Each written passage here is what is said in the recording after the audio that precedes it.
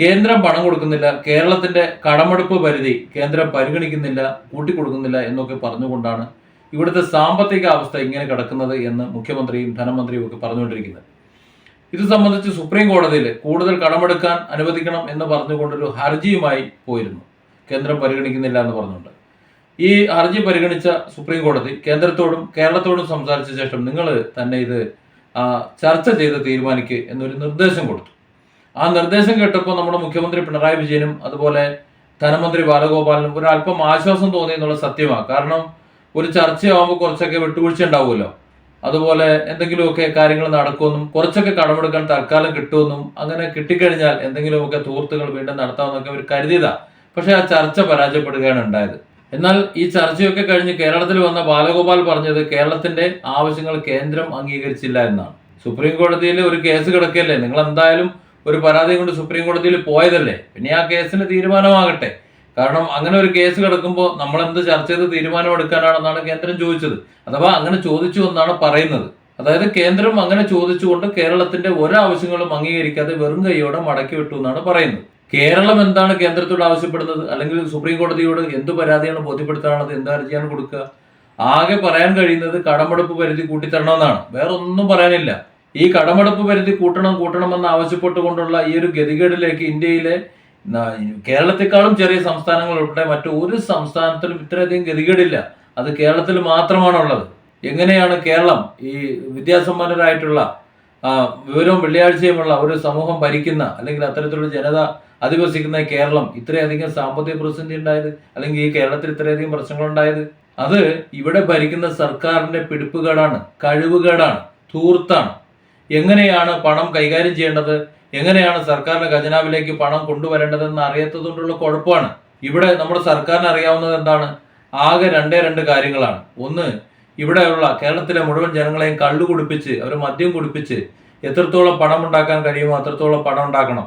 10 രൂപയുടെ ഒരു ചെലവുള്ള ഒരു മദ്യം വിൽക്കുന്നത് 90% ലാഭം കൂടി ചേർത്തിട്ട് 100 രൂപയ്ക്കാണ്. അതായത് അത്രത്തോളം കൂട്ടി വിറ്റിട്ടും നഷ്ടമെന്നാണ് പറഞ്ഞുകൊണ്ട് തന്നെ ഇരിക്കുന്നത്. 90%, 100% ലാഭം കിട്ടിക്കൊണ്ടിരിക്കുന്ന ഒരു വ്യവസായ മേഖല, ആ മേഖല പോലും നഷ്ടത്തിലാണ് എന്നൊരു സർക്കാർ പറയുകയാണെന്നുണ്ടെങ്കിൽ മറ്റു മേഖലകളിൽ നിന്ന് പിന്നെ എങ്ങനെയാണ് ലാഭം കണ്ടെത്തുക? അങ്ങനെ കള്ളു കുടിപ്പിച്ച് കാശുണ്ടാക്കുന്നതിന് പുറമെയാണ് അത്ര പോലും ചെലവില്ലാത്ത ലോട്ടറി, ആ ലോട്ടറി എന്ന് പറഞ്ഞ ചൂതുകളി പരിപോഷിപ്പിച്ചുകൊണ്ട് കേരളം കാശുണ്ടാക്കുന്നത്. 300, 400, 500 കോടി പിരിച്ചെടുക്കുമ്പോൾ ചെലവാകുന്നത് ആകെ 100 കോടിയിൽ താഴെ രൂപയാണ്. അതിൽ തന്നെ വലിയൊരു ഭാഗം നികുതിയായിട്ട് വീണ്ടും തിരിച്ചു വരുന്നുണ്ട്. എന്നിട്ടും ഇവിടെ ധനക്കമ്മി കുറയുന്നില്ല, ഖജനാവിൽ പണം കൂടുന്നില്ല, മറ്റ് നിത്യ ചെലവുകൾക്ക് പണം കണ്ടെത്താനും കഴിയുന്നില്ല. അപ്പോൾ ഇത്രയും വലിയ ഗതികേടിലേക്ക് ഈ സംസ്ഥാനത്തെ കൊണ്ടെത്തിച്ചത് ആരാണ്? ഇവിടെ പൊതുജനങ്ങളുടെ ജീവിതം നരക ജീവിതമാണ്. പിഴിയാവുന്നതിന്റെ പരമാവധി എത്രത്തോളം പിഴിയാൻ പറ്റുമോ അതിന്റെ 10 മടങ്ങ് സർക്കാർ പിഴിഞ്ഞുകൊണ്ടിരിക്കുകയാണ്. അതുപോലെ തന്നെ പിരിച്ചെടുക്കാൻ കഴിയുന്ന നികുതികൾ, പൊതുജനങ്ങളിൽ നിന്ന് പിരിച്ചെടുക്കാൻ കഴിയുന്ന നികുതികളെല്ലാം പല മടങ്ങ് വർദ്ധിപ്പിച്ചു കഴിഞ്ഞു. പിഴകളൊക്കെ എത്രയോ ഇരട്ടിയായി മാറി. ഇതിനെല്ലാം പുറമെയാണ് രജിസ്ട്രേഷൻ ഫീസുകൾ, സർക്കാരിലേക്ക് കൊടുക്കുന്ന ഫീസുകൾ 500ഉം 1000ഉം ഇരട്ടി കൂടിയതുണ്ട് പല മേഖലകളിലും. എന്നിട്ടും നമ്മുടെ ഖജനാവിലേക്ക് പണം വരുന്നില്ല, പെൻഷൻ കൊടുക്കാൻ പറ്റുന്നില്ല, ശമ്പളം കൊടുക്കാൻ പറ്റുന്നില്ല, നിത്യ ചെലവിന് പണമില്ല. പക്ഷേ ഇവിടെ മുഖ്യമന്ത്രി അടക്കം മറ്റു മന്ത്രിമാരടക്കം എല്ലാവരുടെയും കുടുംബാംഗങ്ങൾക്കും മന്ത്രിമാർക്കും എല്ലാം ചികിത്സയ്ക്കും ധൂർത്തിനും ടൂറിനും എല്ലാം ഇവിടെ പണമുണ്ട്. അതിനൊക്കെ ആവശ്യത്തിന് പണം കണ്ടെത്താൻ അവർക്ക് കഴിയുന്നുണ്ട്. ഇവിടെ കേന്ദ്രത്തിനെതിരെ സമരം നടത്താൻ വേണ്ടി കൂടും വാരിക്കെട്ടി കുറെ പേര് ഡൽഹിക്ക് പോയി. അതിനുള്ള ചെലവ് കേരളത്തിന്റെ ഖജനാവിൽ നിന്നാണ്. ഒരു 80 ലക്ഷം രൂപ പ്രതിമാസം വാടകയ്ക്ക് ഒരു ഹെലികോപ്റ്റർ വാങ്ങിക്കൊണ്ടിട്ടേക്കണം. ഒരു പണിയില്ലാതെ അവിടെ കിടക്കണം. കേരളത്തിന്റെ ഖജനാവെന്നാണ്. ഇനിയിപ്പോ മുഖ്യമന്ത്രിക്ക് സഞ്ചരിക്കാൻ നിലവിലുള്ള കിയാ കാർ പോരാ, അത് പോരാഞ്ഞ് ഇനി ഒരു കാരവൻ വരുന്നുണ്ടെന്നാണ് പറയുന്നത്. നമ്മൾ മനസ്സിലാക്കേണ്ടത് ഈ ധൂർത്തുകളെല്ലാം കേന്ദ്രം കണ്ടുകൊണ്ടിരിക്കുന്നുണ്ട്. കേരളം എന്ന് പറയുന്നത് കേന്ദ്രത്തിന്റെ ഉള്ളിൽ തന്നെ, ഇന്ത്യയുടെ അകത്ത് തന്നെയുള്ള ഒരു സംസ്ഥാനമാണല്ലോ. സ്വാഭാവികമായും കേന്ദ്രത്തിൽ നിന്നുള്ള ഒരു നോട്ടം കേരളത്തിലേക്ക് ഉണ്ടാകും. അതുകൊണ്ട് തന്നെ ഇവിടെ നടക്കുന്ന കാര്യങ്ങൾ കൃത്യമായി അവർ അറിയും. അതുകൊണ്ട് എത്ര മറച്ചു വെച്ചിട്ടും എന്തൊക്കെ പറഞ്ഞിട്ടും ഒരു കാര്യവുമില്ല. ഇത് ജനത്തോട് പറയാം, കേരളത്തിലെ സാധാരണക്കാരോട് പറയാം, കേന്ദ്രം തരുന്നില്ല എന്ന്.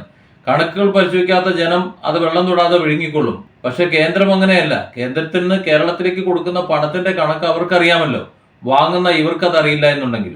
ഏതായാലും അത്തരം സമരങ്ങളോ മറ്റു ചർച്ചകളോ കൊണ്ട് കാര്യമില്ല എന്ന് അറിഞ്ഞതുകൊണ്ടാണ് സുപ്രീം കോടതിയിലേക്ക് കേരളം പോയത്. എന്താ കോടതി പറയാനുള്ളത്? കടമെടുപ്പ് പരിധി കൂട്ടിത്തരണം എന്ന് പറഞ്ഞ് ചെന്ന് കഴിഞ്ഞാൽ അതിന് കാരണമായി കുറേ കണക്കുകൾ അങ്ങോട്ട് നിരത്തി കൊടുത്തു കേരളം സുപ്രീം കോടതിയിൽ.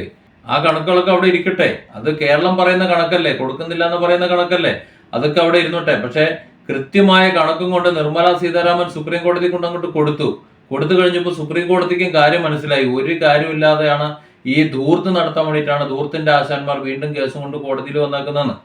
അങ്ങനെ വന്നപ്പോൾ സുപ്രീം കോടതി പറഞ്ഞു, ഒരു കാര്യം ചെയ്യൂ, നിങ്ങൾ ചർച്ച ചെയ്തും തീരുമാനിക്കുമെന്ന്. എന്ത് ചർച്ച ചെയ്യാനാ?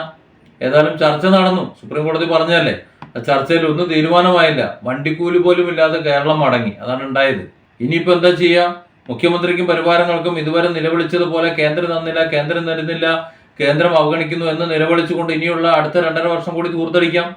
ഖജനാവിൽ പണമില്ല എന്നുണ്ടെങ്കിൽ ധൂർത്തിന് ഒരു കുറവുമില്ലല്ലോ. അപ്പൊ ധൂർത്തിന് പണമില്ല എന്നുണ്ടെങ്കിൽ, ഖജനാവിൽ നിന്ന് എടുക്കാൻ കഴിയുന്നില്ല എന്നുണ്ടെങ്കിൽ മാസപ്പടിയായിട്ട് കുറെ വാങ്ങിക്കെട്ടി വെച്ചിട്ടുണ്ടല്ലോ. അത്തരത്തിൽ വാങ്ങിക്കൂട്ടിയിട്ടുള്ള മാസപ്പടികൾ അതിനുവേണ്ടി ഉപയോഗിക്കാം.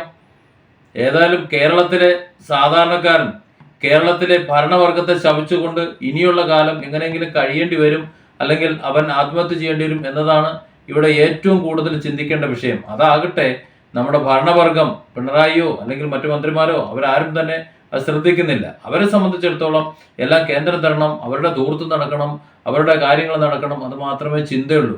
സാധാരണക്കാരന്റെ പെൻഷനും സാധാരണക്കാരന്റെ ശമ്പളവും അതിനെക്കുറിച്ച് യാതൊരു ചിന്തയുമില്ല. അത്തരത്തിൽ എന്തെങ്കിലും ചിന്തകളോ അത്തരത്തിൽ എന്തെങ്കിലും ഒരു കാഴ്ചപ്പാടുകളോ ഉണ്ടായിരുന്നെങ്കിൽ കേരളത്തിന്റെ സമ്പദ്ഘടന വളർത്തുന്ന, കേരളത്തിന്റെ ഖജനാവിലേക്ക് സമ്പത്ത് എത്തിക്കുന്ന വ്യവസായ സ്ഥാപനങ്ങളെ, തൊഴിൽ സ്ഥാപനങ്ങളെ കേരളത്തിൽ തന്നെ നിലനിർത്തുമായിരുന്നു.